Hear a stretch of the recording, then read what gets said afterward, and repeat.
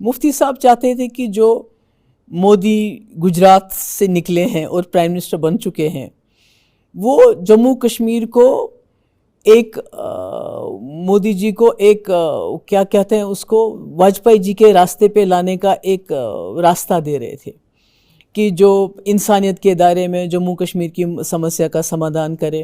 اور جو ہم نے ان کے ساتھ ایجنڈا آف الائنس سائن کیا اس میں تو سب سے پہلی چیز تھی 370 کے ساتھ ہم چھیڑ چھاڑ نہیں کریں. اتنا ہی نہیں کہ جب میں نے ان کے ساتھ سرکار بنائی تو میں نے اپنا ایجنڈا چلایا.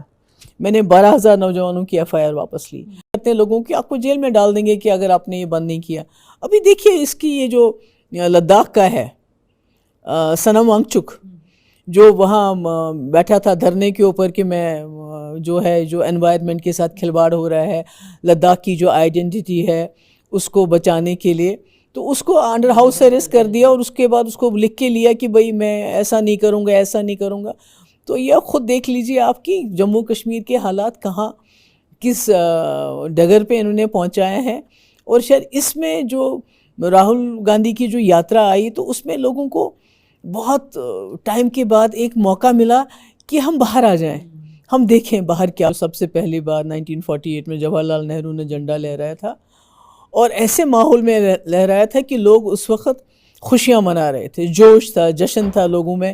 ایک یہ کہ انہوں نے جو حملہ ور آئے تھے پار سے ان کو واپس بھگایا تھا، اور ساتھ ہی میں یہ خوشی تھی لوگوں کو کہ ہم ایک ایسے ملک کا حصہ بننے جا رہے ہیں جس کے خود پرائم منسٹر جواہر لال نہرو نے خود وہ جھنڈا لہرایا. اور اس تقریر میں انہوں نے کہا کہ میں آپ سے وعدہ کرتا ہوں کہ آپ کو باہر کے جو حملہ ور ہیں ان سے بھی بچائیں گے، اور جو آپ کی آئیڈینٹی ہے، یونیک آئیڈینٹی ہے، ایک مسلم میجورٹی اسٹیٹ ہے، یہاں کشمیری ہیں، ڈوگراز ہیں، بدھسٹ ہیں، سب کی آئیڈینٹی کو ہم اس ملک کے اندر سیکیور کریں گے، جس کی وجہ سے بعد میں انڈر انڈین کانسٹیٹیوشن ہمیں 370 آرٹیکل 370 اسپیشل سٹیٹس ملا.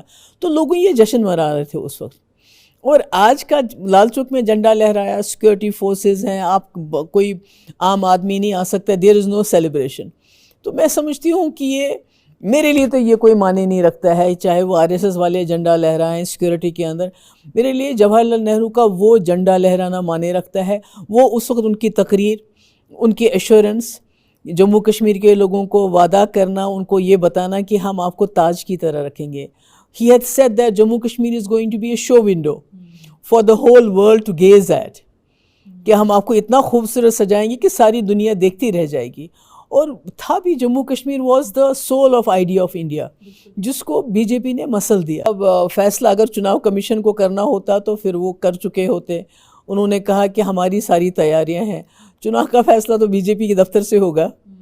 تو جب ان کو لگے گا کہ سارا ماحول جو ہے ان کے حق میں ہے، باقی چیزیں ہیں جو بھی ان کو کرنی ہوگی جوڑ توڑ، اور کتنے ڈویژن کرنے ہوں گے، کشمیری ووٹ کو کتنا ڈیوائیڈ کر سکتے ہو آپ، گجر پہاڑی کو کتنا ڈیوائیڈ کر سکتے ہو، برہمن اور دلت کو کتنا ڈیوائیڈ کر سکتے ہو آپس میں. تو لمیٹیشن سمجھ لیجئے کہ الیکشن سے پہلے الیکشن کو مینیپولیٹ کرنا، کہ you don't need to Rig the elections, کہ آپ نے پہلے ہی اتنا مینیپولیٹ کیا، اتنا جو میجورٹی کمیونٹی کو مائنورٹی بنا دیا، مائنورٹی کو میجورٹی بنا دیا، ایسی سیٹیں آپ نے کریٹ کی کہ آپ نے پہلے ہی الیکشن کو کسی حد تک BJP کے اس میں کرنا چاہتے ہیں. بٹ آئی تھنک کہ الیکشن جب ہو جائے گا تو اس کا فیصلہ تبھی پتہ چلے گا.